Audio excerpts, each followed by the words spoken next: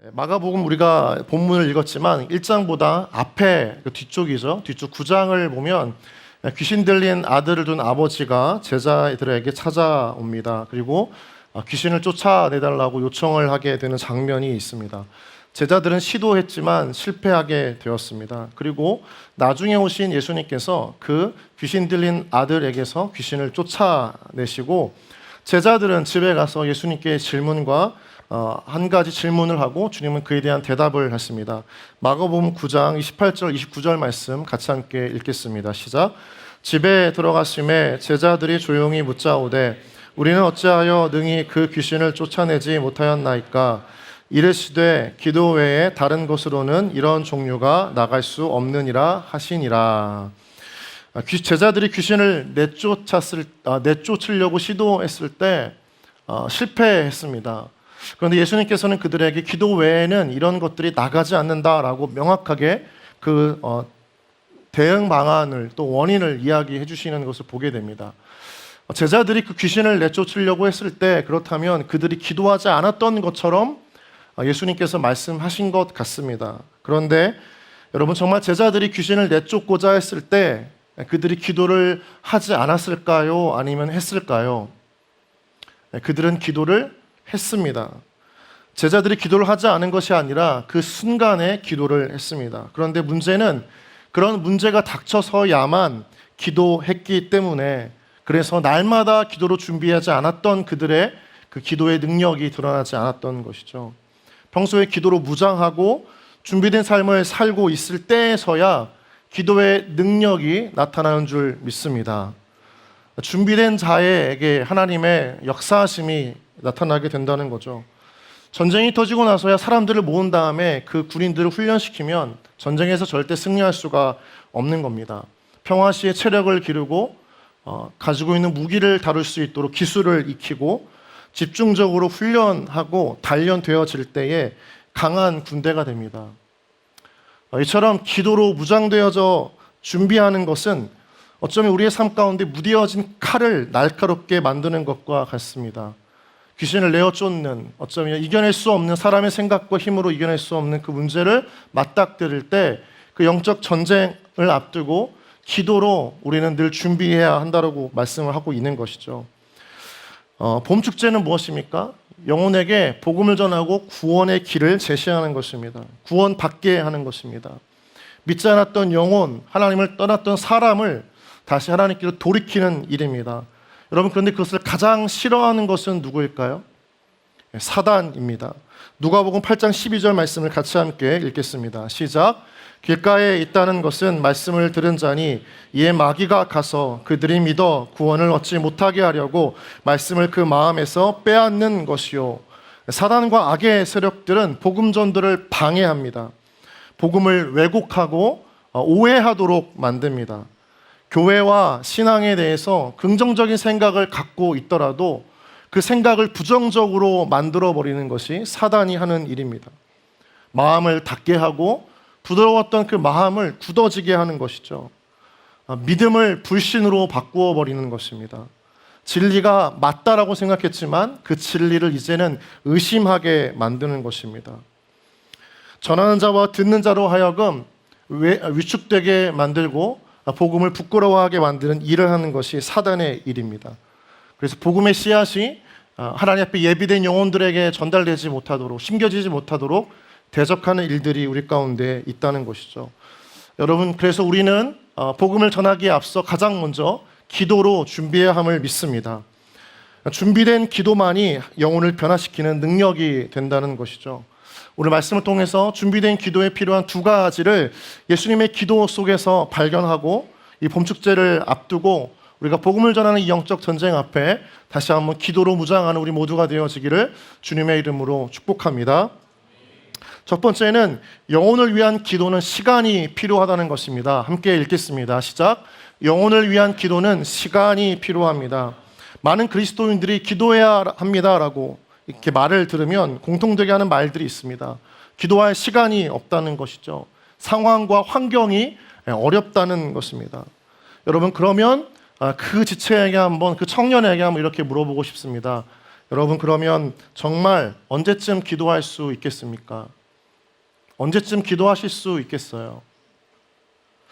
우리는 모든 것이 부족하고 어려울 때에는 하나님을 간절히 찾지만, 반대로 우리 삶에 문제가 없고 넉넉하고 여유로울 때에는 오히려 하나님을 너무나 쉽게 멀리하는 것들을 종종 보게 됩니다.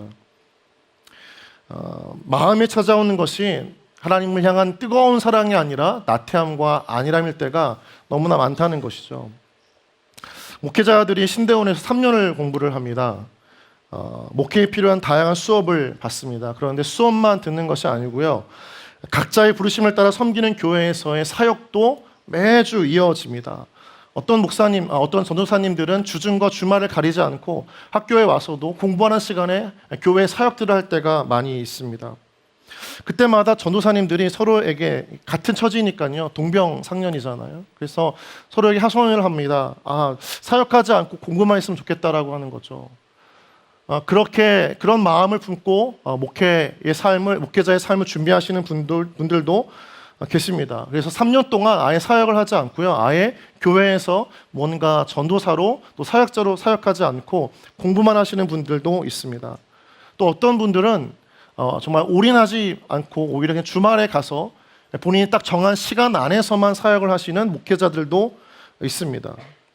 그런데 그런 분들에게 시간이 넉넉하게 주어졌을 때, 시간이 정말 촉박하고 없을 때에는 막 10분 단위로 쪼개서 리포트를 쓰고 책을 읽고 기도하고 성경을 읽었던 그런 분들이 사역을 하지 않고 내려놓고 시간적인 여유가 되었을 때에는 오히려 시간이 여유로워지니 몸과 마음이 나태해지는 것들을 곁에서 참 많이 보게 되었던 거죠.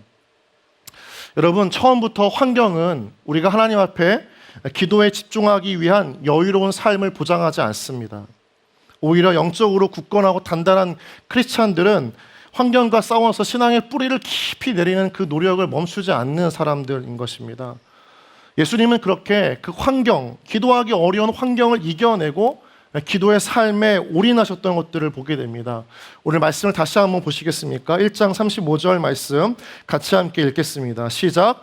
새벽 아직도 밝기 전에 예수께서 일어나 나가 한적한 곳으로 가사 거기서 기도하시더니, 새벽에 기도하십니다.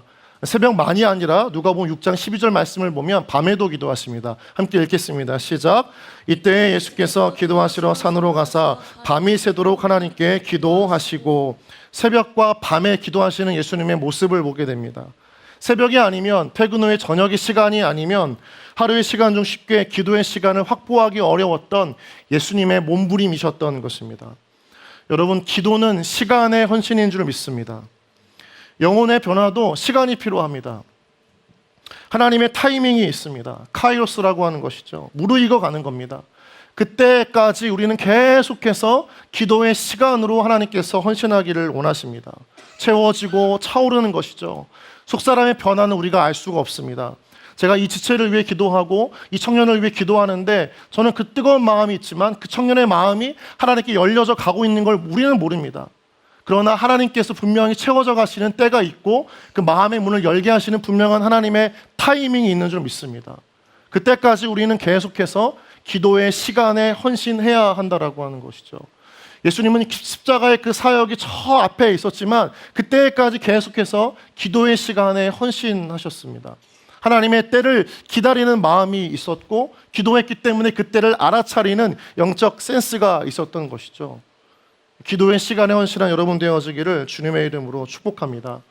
부산의 수영록교회에서 돌아가셨던 고인인 정필도 목사님은 그의 인생에서 그 교회를 향한 한 가지 유명한 명언을 남겼습니다. 교회는 무릎으로 세워진다는 것입니다. 기도하는 교회를 통해서 세워지는 것이죠.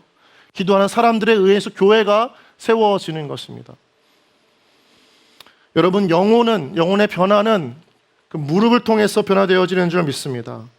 무릎을 꿇고 기도하는 사람에게 하나님께서 그 영혼의 변화를 주시는 놀라운 통로가 되게 하신다는 것이죠. 우리가 무릎을 꿇고 다리가 저려가지고 금세 일어나서는 신발을 신고 기도실을 나가버리는 근성으로는 절대 우리의 삶도, 또 우리가 작정하고 기도하는 영혼의 변화도 경험할 수가 없습니다. 기도 시간에 헌신이 필요한 것이죠. 현대인들에게 가장 값진 것은 돈보다 시간입니다. 그 시간을 아끼기 위해서 비행기를 타고, 그 시간을 아끼기 위해서 동선을 짜고, 내가 지불할 수 있는 최고의 모든 금액을 다 지불해서 여유로운 여행을 가려고 합니다. 그만큼 시간이 중요한 것입니다. 우리가 그 기도의 시간에 헌신할 때에 하나님께서 태신자를 통해 역사하시는 구원의 때가 가까워지는 줄 믿습니다. 여러분, 기도 시간에 헌신하는 여러분 되어지길 다시 한번 주님의 이름으로 축복합니다. 우리 두 번째입니다. 함께 따라 읽어보겠습니다. 영혼을 위한 기도는 함께하는 것입니다. 시작. 영혼을 위한 기도는 함께하는 것입니다. 예수님께서 새벽과 밤에만 기도하셨던 시간에 대해서만 이야기하는 것이 아니라 장소에 대해서도 이야기를 하셨습니다. 그래서 우리가 보았던 그 마가복음을 보면 한적한 곳에 가셔서 기도하셨다라고 이야기를 합니다. 이 한적한 곳은 헬라어 원문으로는 고독한 장소라고 하는 뜻입니다. 다른 말로 하면 홀로 있는 곳을 뜻하기도 하지만 더 명확하게는 기도에 집중할 수 있는 구별된 장소, 공간을 의미합니다. 그러니까 일상에서, 내 업무에서, 내 삶에서 한 발자국 떨어져서 오롯이 기도에만 집중할 수 있는 그 거룩한 구별된 장소로 예수님께서는 가신 것입니다. 혼자 갔다는 게 중요한 것이 아니라 기도에 집중할 수 있는 장소에 가셨다는 것이 더 큰 의미가 있는 것이죠. 여러분, 저도 그렇지만 여러분이 기도를 하려고 마음의 작정을 할 때 우리 안에 너무나 많은 방해 요소들이 참 많습니다.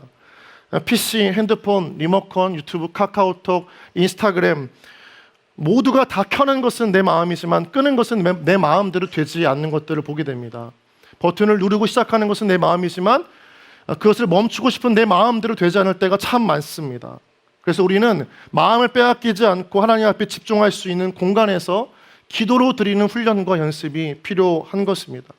그것을 함께 모여 공동체적으로 기도하는 것, 그것이 우리 이 말씀을 통해서 하나님께서 우리 가운데 주시는 두 번째 훈련이자 준비여야 한다는 것이죠. 성경을 보면 교회가 함께 모여서 늘 기도했던 것들을 보게 됩니다.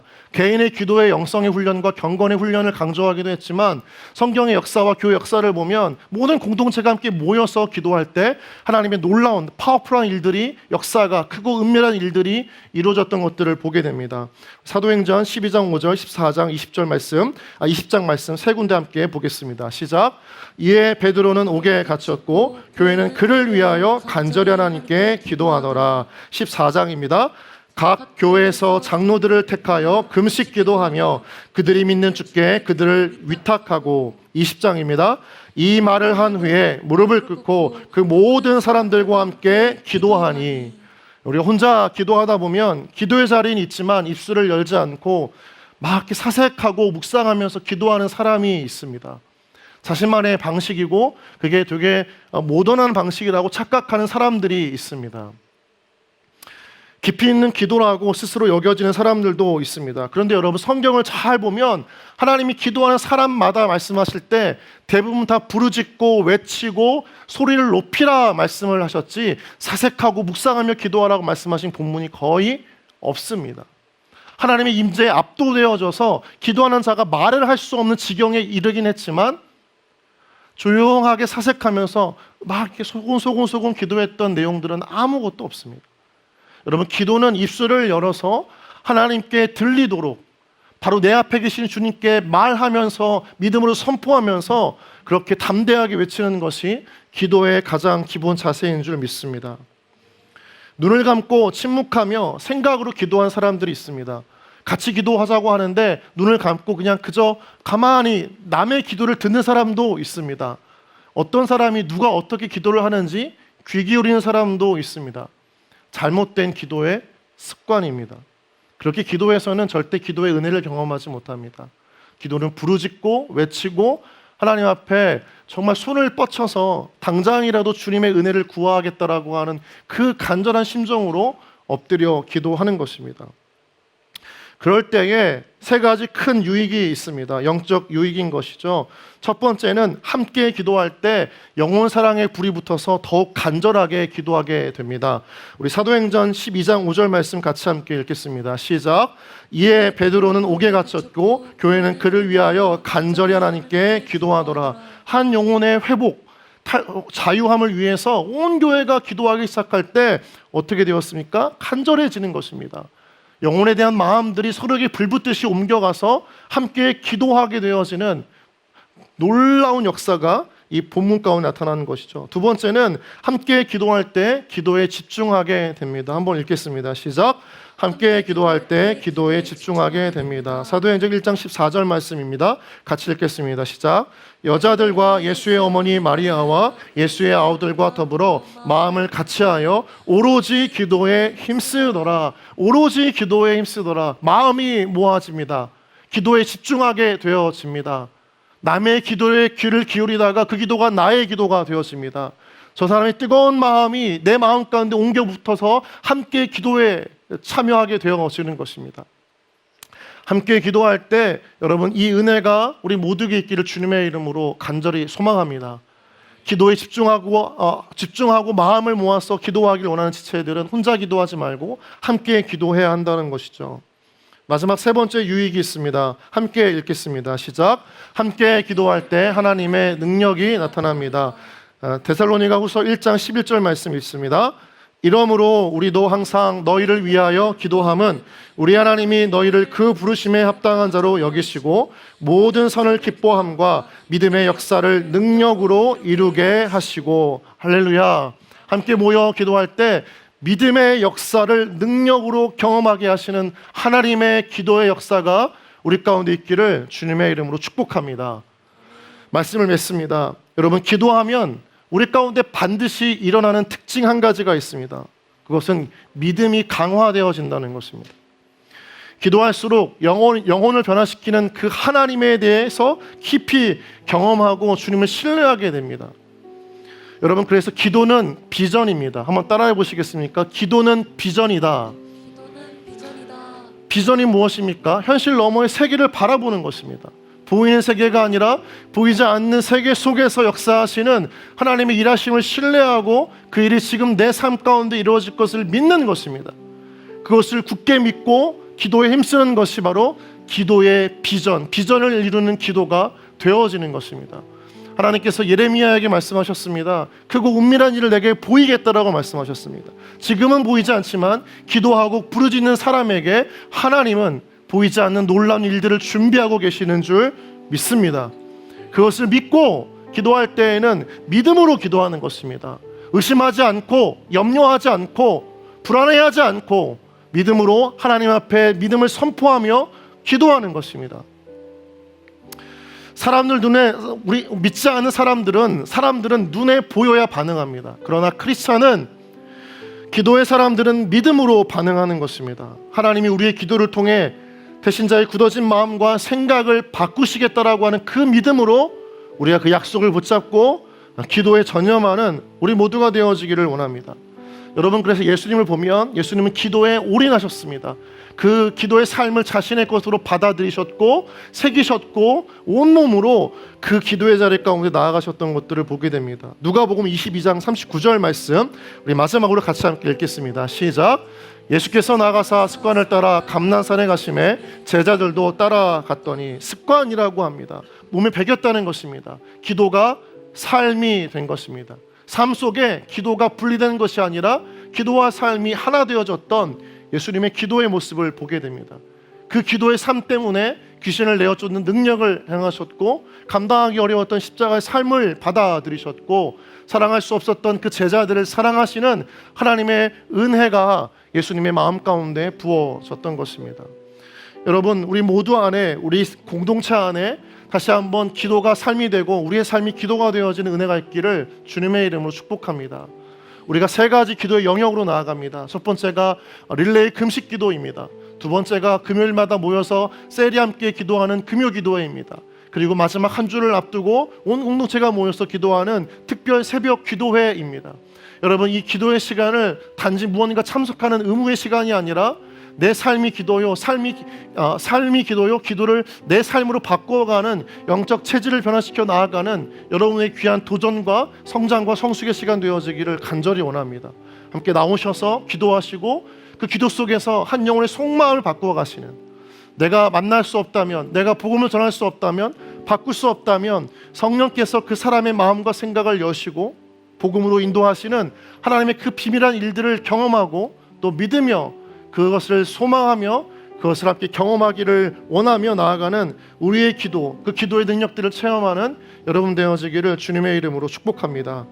위대한 기도자 또 목회자였던 찰스 스펄전 목사님은 기도의 능력에 대해서 이렇게 이야기를 했습니다. 짧지만 강력한 기도를 할 수 있는 것은 오랜 기도가 쌓여야 가능하다. 여러분, 우리는 모르지만 우리가 기도로 쌓여져 갈 때, 기도를 쌓을 때 그 태신자가 기도할 수 없음을 우리가 알고 그 영혼을 긍휼히 여기는 주님의 마음으로 기도하기 시작할 때 하나님께서 그 심령 안에 굳어진 마음과 굳어진 생각을 깨뜨리시고 복음의 문 앞에 당당하게 자신을 내어드리며 하나님을 만나고 돌아가는 그 봄축제 가운데 나와서 주님을 경험하고 돌아가는 그 기도의 놀라운 열매를 우리 모두가 누리는 그 축복의 은혜가 있기를, 기도의 응답이 있기를 다시 한번 예수님의 이름으로 축복합니다.